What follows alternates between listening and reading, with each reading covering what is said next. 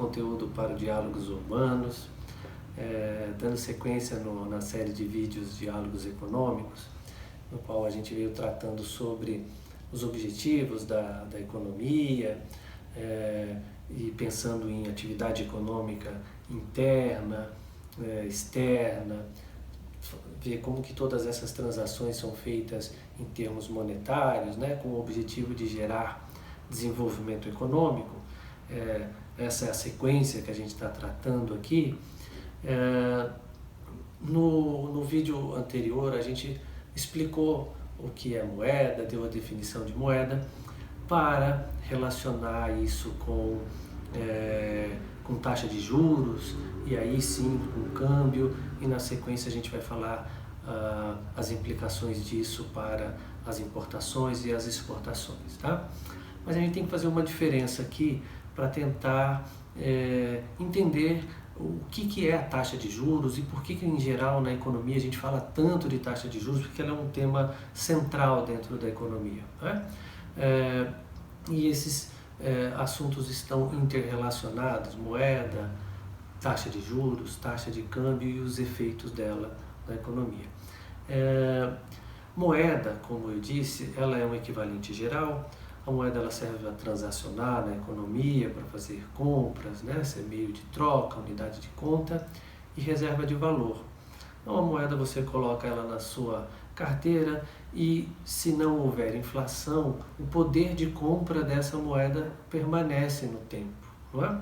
Mas, por outro lado, se você tem moeda na sua mão, ela não rende mais, você não consegue, ela não dá filhinhos, não é? Se você coloca a sua moeda lá na sua carteira, coloca R$10, ela vai estar sempre R$10, ela não te rende juros.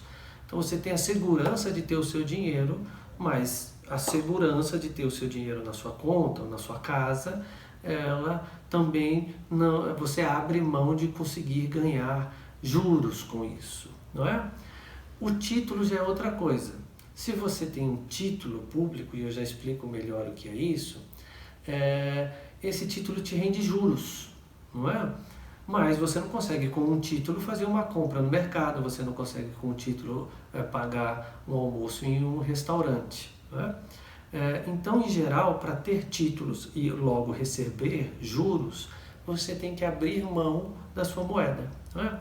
O que é um título? O título é um produto que o governo vende, títulos da dívida pública. Então o governo tem uma dívida, ele precisa se financiar, e aí ele faz como? Ele oferece para a sociedade um papel dizendo: olha, eu te pago 10% de juros se você emprestar o seu dinheiro.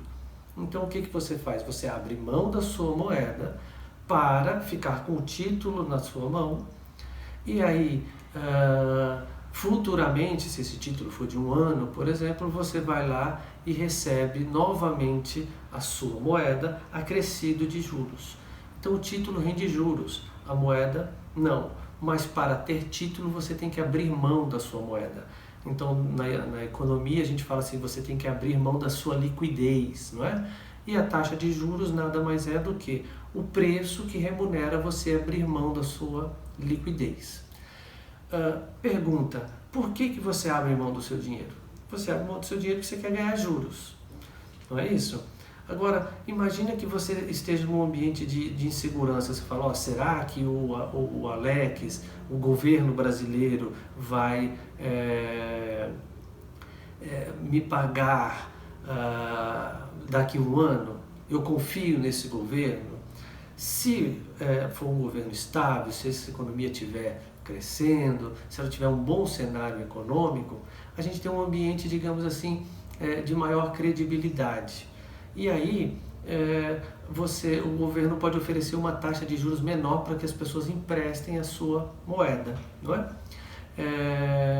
Agora, se as pessoas não querem emprestar para o governo, aí ele se vê obrigado a ter que oferecer uma taxa de juros maior. Então, o que é a taxa de juros? É um preço definido pelo governo para remunerar os seus títulos, tá? É claro que os agentes econômicos vão olhar para isso e tomar a decisão: opa, pera lá, eu prefiro emprestar o dinheiro para o governo, e receber juros, ou eu prefiro ficar com esse dinheiro em moeda e fazer compras? Logo, a taxa de juros passa a ter um efeito sobre a atividade econômica interna, porque quanto mais o governo oferece juros, mais as pessoas estarão dispostas a emprestar dinheiro para ele e deixar de consumir. Mais as empresas estarão dispostas a emprestar dinheiro para o governo e deixar de investir. E aí não consome, não investe, e aí lembra-se do nosso primeiro conteúdo de PIB. Se não produz, não gera renda, se não gera renda, não gera demanda, e aí as empresas não vendem, não gera emprego, e a economia fica meio travada. Por isso que ela é um tema central aqui. Mas há um outro efeito, além de sobre o consumo, sobre os investimentos, que a gente discute um pouquinho mais para frente melhor, essa taxa de juros vai influenciar também na taxa de câmbio. Não é? Por quê? Porque imagine que o Brasil passe a oferecer 10% de juros, enquanto o Japão está oferecendo 0,5%. Os Estados Unidos estão oferecendo 0,5%. O que vai acontecer? As pessoas que têm dólar vêm para o Brasil, pegam o seu dólar e começam a comprar real, e na medida em que começam a comprar real, o preço do real sobe, ou seja, a taxa de câmbio se valoriza. Não é? E aí a gente pode dizer o seguinte, o aumento da taxa de juros gera uma valorização na taxa de câmbio, não é? O contrário também é verdadeiro. Se o governo reduz a taxa de juros, aí as pessoas que estão lá nos Estados Unidos têm menos interesse em vir para cá, começam a procurar menos o real. Se procura menos o real, o preço do real cai, a nossa moeda se desvaloriza, tá? E isso acontece sempre. Então, quando a gente vê normalmente a taxa de juros caindo, por isso que a gente já espera que, em geral, a taxa de câmbio vai se desvalorizar um pouquinho.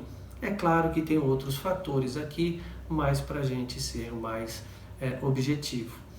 E é importante que se diga que essa taxa de câmbio ela flutua, ela valoriza ou desvaloriza diariamente, tá?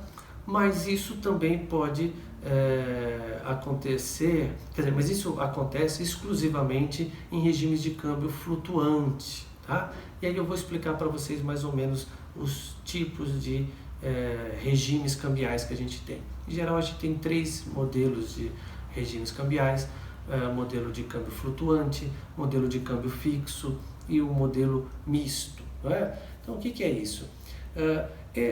Nessa situação que eu descrevi para vocês, que todo dia tem alguém vindo dos Estados Unidos trazendo dólar e comprando real, isso faz com que a taxa de câmbio se valorize. Todo dia tem gente aqui no Brasil pegando o real e comprando dólar, e aí o dólar fica mais caro, a nossa moeda desvaloriza. Isso acontecendo livremente, ou isso acontecendo sem a menor interferência do governo, a gente costuma falar que o câmbio flutua, ou o câmbio é flexível. Então isso é um regime de câmbio flutuante, não é? Mas o governo brasileiro pode mudar o regime cambial, e aí ele muda o câmbio e ele define uma taxa de câmbio. Não, R$1 vale $1. Ele define isso, ele fixa a taxa de câmbio. Por exemplo, no caso brasileiro, logo que nós fizemos a moeda, o real, o plano real, a gente definiu a taxa de câmbio a R$1, $1. Não é? Isso quer dizer o quê? Que se muita gente começa a querer ir embora do Brasil, o real vai se desvalorizar. Então o Banco Central, como ele definiu que a taxa de câmbio tem que ficar a mesma, ele tem que ter dólar para colocar na economia, aumentar a oferta de dólar para não correr o risco desse preço subir. É como se alguma mercadoria estivesse sendo muito procurada, o preço dessa mercadoria vai subir, e o que você tem que fazer? Você tem que aumentar a oferta dessa mercadoria para que os preços não subam. No caso da moeda, quem é responsável por gerir a moeda é o Banco Central. Então, se você define um regime de câmbio fixo, na medida em que as pessoas querem ir embora daqui e a sua moeda vai desvalorizar, o Banco Central faz o quê? Ele tem que ter a quantidade de moeda o suficiente para que a pressão sobre a procura dessa moeda não altere os preços. Esse é o regime de câmbio fixo. Então, enquanto no regime de câmbio flutuante ele altera livremente no mercado, em regime de câmbio fixo o Banco Central controla essa taxa de acordo com o que ele define, do que ele fixa. E a gente tem o terceiro e último modelo, que é um regime de câmbio misto. Né? Misto é o quê? É um regime, digamos, de câmbio flexível, de câmbio flutuante, mas por vezes o Banco Central opera no mercado e interfere nessa taxa de câmbio. Então, quando ele acha que está desvalorizando demais, ele vai lá e faz uma operação para conter essa desvalorização cambial. Se ele acha que está apreciando demais e porventura isso é ruim, ele vai lá e faz uma operação também no mercado para conter essa apreciação. Então, em regime de câmbio flutuante definido pelo mercado, a taxa de câmbio flutua. Em regime de câmbio fixo, o Banco Central define e está sempre controlando essa taxa fixada. Em regime de câmbio misto, ela está flutuando, mas por vezes o Banco Central se vê autorizado a influenciar essa taxa. Tá? No mundo como que é hoje, não existe regime de câmbio perfeitamente flexível e são poucos os países que têm regime de câmbio fixo. Em geral, quase todos os países na nova ordem econômica mundial usam regime de câmbio misto, flutuante, e o Banco Central fica intervindo por vezes. Tá? Por que é importante saber isso? Porque se a gente entendeu que moeda não paga juros, que títulos remuneram juros e que o governo, quando ele precisa financiar a sua dívida, ele oferece juros por conta disso, o efeito da taxa de juros aumentando, por exemplo, gera uma valorização da taxa de câmbio. E essa valorização da taxa de câmbio vai ter impacto sobre a importação e sobre as exportações, assim como uma desvalorização da taxa de câmbio também tem, isso é sobre o setor externo da economia, que aí vai ser a sequência do nosso curso, objeto dos vídeos seguintes. Então, se você curtiu esse conteúdo, por favor, curta o nosso vídeo, se inscreva no nosso canal. Se tiver alguma dúvida, por favor, comente aí e vamos dando sequência aos nossos vídeos. Até mais, sigamos!